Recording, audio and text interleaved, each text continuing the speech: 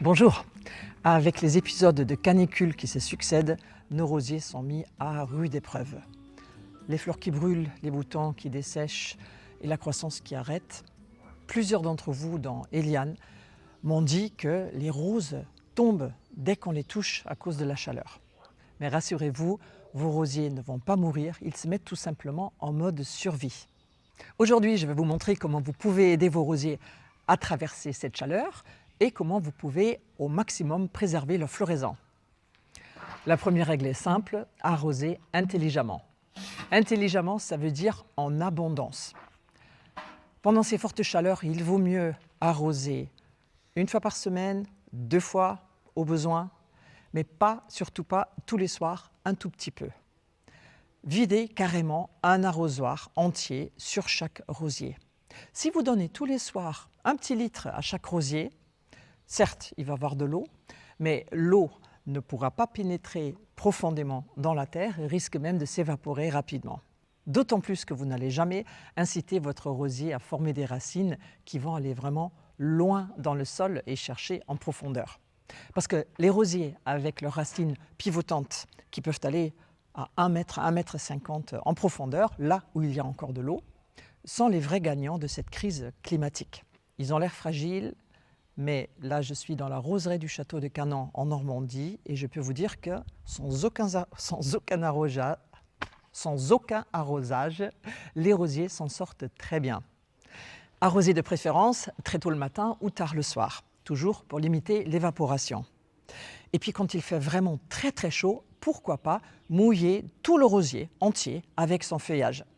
Alors normalement, on préconise de ne jamais mouiller le feuillage parce que justement, une ambiance chaude et humide favorise l'apparition des maladies cryptogamiques. Mais, et là, je n'ai pas la preuve scientifique, c'est juste un ressenti.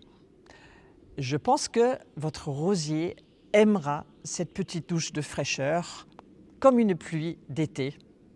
Et ça va lui donner une petite ambiance fraîche, justement.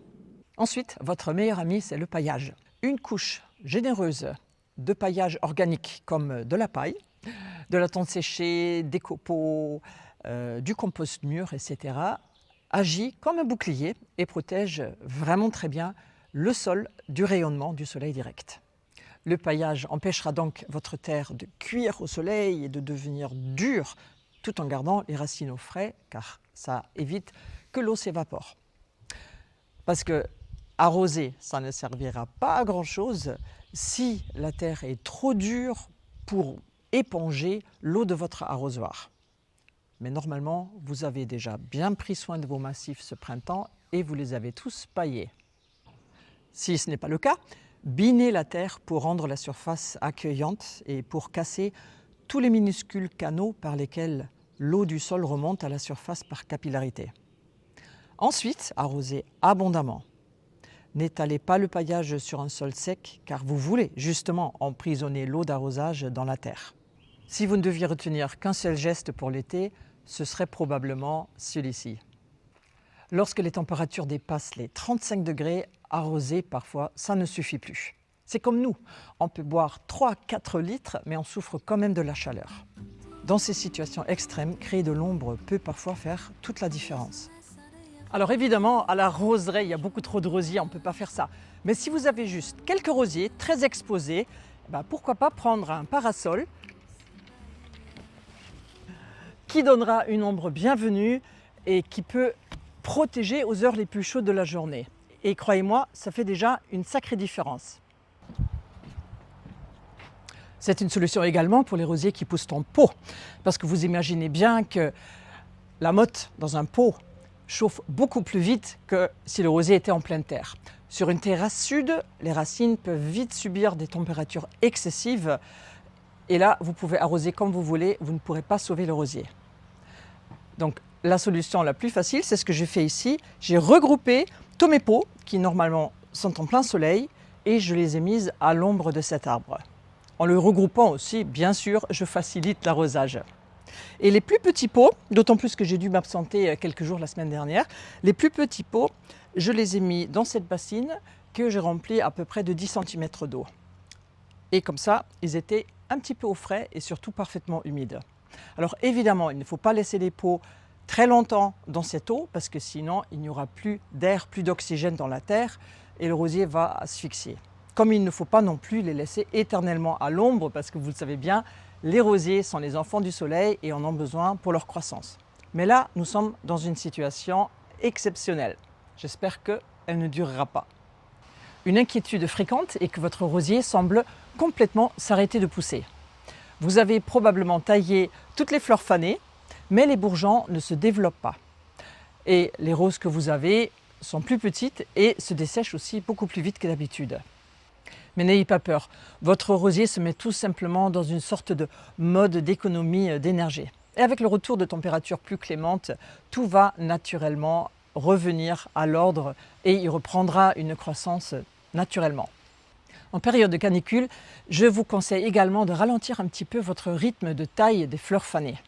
Alors, ce n'est absolument pas grave si vous le faites, mais je pense qu'instinctivement, il vaut mieux laisser en ce moment un peu plus de feuillage qui va naturellement faire un peu d'ombre à l'intérieur du rosier, donc protéger légèrement les rameaux et puis aussi évidemment le sol. Et puis qui a envie de travailler dehors dans le jardin quand il fait presque 40 degrés? Sinon, vous avez remarqué que certaines fleurs deviennent plus pâles ou changent complètement de teinte? C'est un phénomène tout à fait normal. Sous l'effet combiné des UV et des fortes températures, les pigments se dégradent plus rapidement. Et certaines variétés peuvent même offrir des couleurs très différentes entre le printemps et les périodes de canicule. Regardez mon rosier Nevada, normalement purement blanc, me fait tout un coup des fleurs roses. La même chose pour mon rosier Roville que je vous ai présenté récemment et qui normalement a de belles roses de couleur fuchsia. Ah bah là, elles sont roses pâles.